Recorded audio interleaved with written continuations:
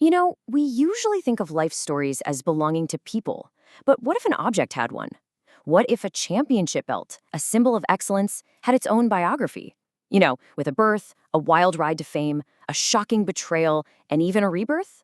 Well, that's exactly the story we're going to tell today. So, what we're going to do is trace the incredible, winding journey of one of the most important titles in wrestling history. And we're not just going to look at it as a list of who held it. No, we're going to treat it like a character, something that was there for all the highs and lows. So, let's dive in. Chapter 1. All right, so here's the game plan. We're starting way back in 1956, where it all began. Then we'll see it blow up into a pop culture phenomenon in the 80s, face a totally unexpected betrayal in the 90s, claw its way back to respectability in the 2000s, and then a quiet end followed by a kind of spiritual successor. Let's get right to it, starting at the very beginning. Okay, every great story has a beginning, right? For this championship, its life started by forging a reputation for just complete and utter dominance. Let's set the scene. It's September 18th, 1956. This is the day our championship is born. It's originally the World Women's Championship, part of the National Wrestling Alliance, the NWA, which was a huge deal back then. And right from the jump, its story gets completely tangled up with its very first champion, the legendary and, controversial, Fabulous Moolah. She didn't just hold the title, she was the title for decades. Get this, 28 years. That is the officially recognized length of Moolah's first reign. Now, there were a few unacknowledged title changes in there, but officially, 28 years. I mean, that kind of run immediately establishes this thing as a prize of almost mythical status, right from the very beginning. So, after decades of being this stable, respected prize, the championship's life was about to take a wild turn. Things were about to get way more public, way more famous, and a whole lot more chaotic. And boom, this is the moment the title literally becomes a rock star. In 1984, it gets picked up by the WWF, and thanks to this thing called the Rock and Wrestling Connection with MTV and the one and only Cyndi Lauper, it's suddenly everywhere. It's not just a wrestling belt anymore, it's a piece of pop culture, a mainstream icon. But you know how it is, that kind of fame doesn't always last. By 1990, the title just kind of faded away, got put on the shelf. But it was brought back in 1993 with a totally new vibe. This time, it wasn't about pop culture. It was all about serious, technical, in-ring competition. And the person leading that charge was Alundra Blaze. So you've got this championship that's rebuilding itself, gaining respect with every single match. It really looked like it had a great future ahead of it. But something was coming. One of the most infamous, shocking moments in the history of the business was right around the corner. And then, in 1995, the unthinkable happened. The champion, Alundra Blaze, shows up on the competition's live TV show. She holds up the belt and just drops it into a trash can on live TV. I mean, it was this huge act of betrayal, this massive scandal.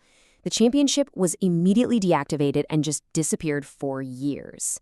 So, when the title finally does make its comeback in 1998, it wakes up in a totally different world. This was the Attitude Era. It was chaotic, it was edgy, it was confusing, and the only rule was to push the envelope as far as you possibly could. And you could tell the championship itself was having a major identity crisis. I mean, on one hand, you had these incredible, serious athletes competing for it. But on the other hand, the whole era was about shock value. So you had these sexualized characters and storylines that just kind of pulled the title's prestige in the complete opposite direction.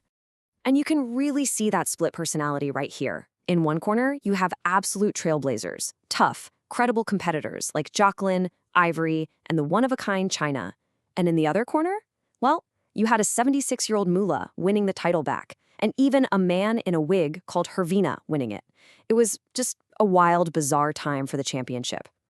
Okay, so after somehow surviving all that chaos of the Attitude Era, the championship's next chapter is all about a comeback. It's this slow, steady climb to get its credibility back and become a symbol of pure wrestling skill again. It starts with a simple name change, but honestly, it meant everything. In 2002, it officially becomes the WWE Women's Championship. And that wasn't just some marketing thing. It was a real statement.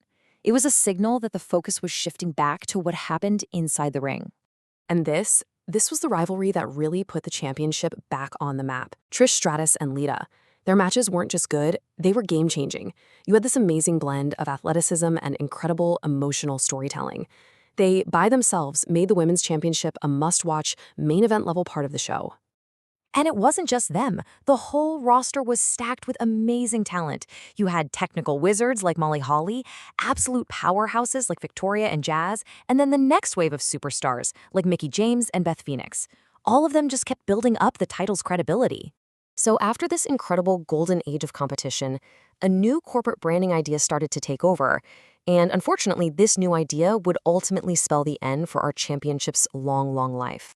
See, in 2008, a totally new championship was introduced, the Divas Championship. You know, the one that looked like a butterfly? It really stood for a different kind of marketing, where the Diva brand was everything. And suddenly, our historic women's championship, the one with all this incredible history, it just started to feel old, like a relic.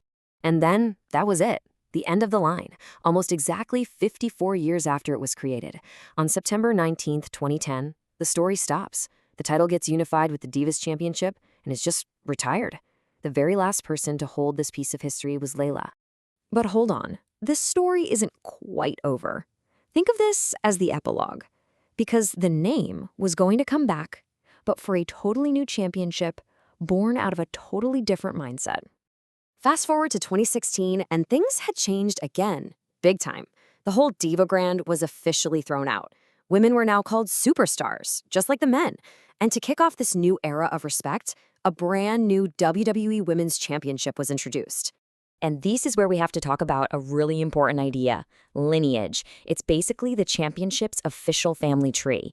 The new title you see on TV today, it has the same amazing name, but its history, its lineage is completely separate. The life story of our original belt, the one we've been following since 1956, really did end in 2010. The new one started a whole new story from page one. So think about that journey, from a reign of dominance that lasted almost 3 decades, to becoming a pop culture icon, to literally being thrown in the trash, then clawing its way back to main event glory before finally being retired. I mean, what a life story. Its successor carries the name forward now, carrying the torch into a new era. And it just makes you wonder, what kind of story will it tell?